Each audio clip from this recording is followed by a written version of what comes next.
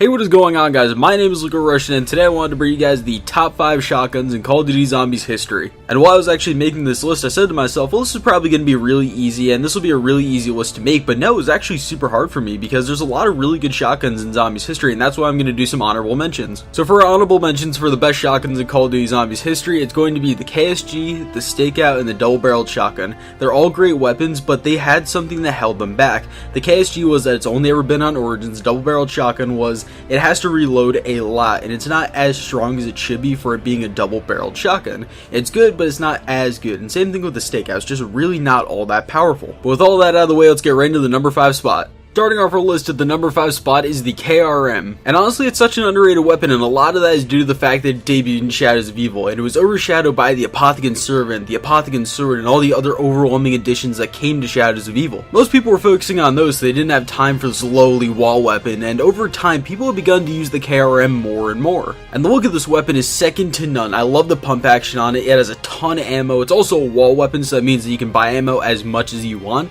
and it's insanely strong. The KRM melts panzers, especially on Horizon Rock, no matter what round you're on. Oh, and did I mention that's my favorite shotgun ever put into a Zombies game, and it's one of my favorite weapons overall in Zombies. Now moving down to the number 4 spot on our list, we have the trench gun. What hasn't been said about this absolutely iconic weapon? I love the trench gun. It makes me feel manly as hell with its rugged features, its hard pump action animation, and with a great sound, and it's extremely lightweight for being a shotgun. Most older shotguns in World of War felt bulky and slow, but the trench gun felt light and mobile, which really made it stand out from the rest of the crowd. One thing that really does suck with the trench gun is that its iron sights are really bland and you can't see much.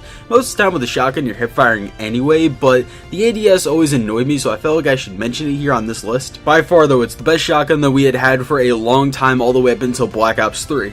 Now on to the 3rd spot on our list, we have the Blundergat. Okay, so Mob of the Dead wouldn't be Mob of the Dead without the Blundergat. It's that plain and simple. This gun has the best pure gun design of any gun in Zombies, with a dragon face design, the chain hanging off the left side, and so much care you can tell was put into the design of it. I guarantee you that hundreds of hours of design were put just into that weapon alone. It looks so good even today after 5 years of Mob of the Dead being out. Not to mention that it's a 4-barreled shotgun that somehow can turn into an acid shooter with a little bit of soap and a few other small things. I'm not really sure how that wouldn't work, but still, it's an incredible shotgun, and while I'm not going to say it's the strongest one on this list, it's hands down the most iconic one. And with Mob of the Dead being one of the most popular maps of all time, obviously the Blundergat had to be on this list.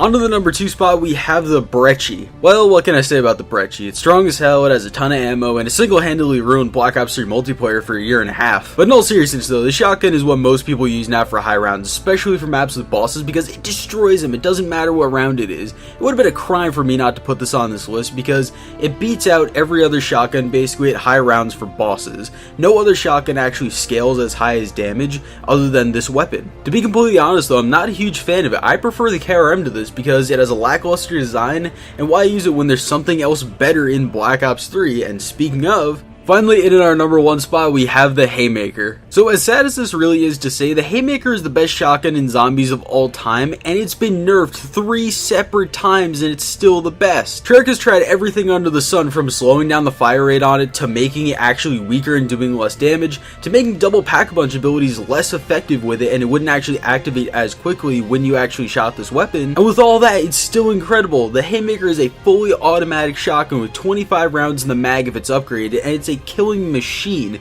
Without double pack-a-punch abilities, I'm comfortable using this into the mid-40s, which is something I can't say for any of the rest of these. And honestly, going into the next Treyarch game, and going forward even after that, Treyarch's going to have a hard time topping the Haymaker. It is probably one of the best weapons ever to be put into Zombies, and is the best shotgun ever made. But this is just my opinion. Tell me in the comment section down below, do you agree with me? Do you not agree with me? I would love to hear it. While you're down there, I'd appreciate a like and subscribe if you guys are new around here, and I want to address something real quickly before I end off the video. So as you guys might have seen in yesterday's video, I actually put something at the end of the video to extend it to over 10 minutes, and I put a couple ads in there. That's because I'm trying something out, because I was told by another YouTuber, I'm not going to tell you guys exactly what it was, but basically supposedly it's a way that I can get ads on my videos. So I wanted to try it out, and I wanted to actually see if using this method would get me ads on my videos. So obviously the easiest way to do that is to make it 10 minutes long, and it was already about 8 minutes anyway, so I figured, you know what, I'll just throw something in at the end of it to make it 10 minutes, and then I would put a couple ads in there. Yeah, I probably put 1 or 2 too many, but you know, still whatever. But yeah, I figured I want to do that, and I figured I would address it because I got some comments on it. But if this method does work, then that is going to be huge for my channel, because right now I'm getting absolutely screwed by the YouTube apocalypse,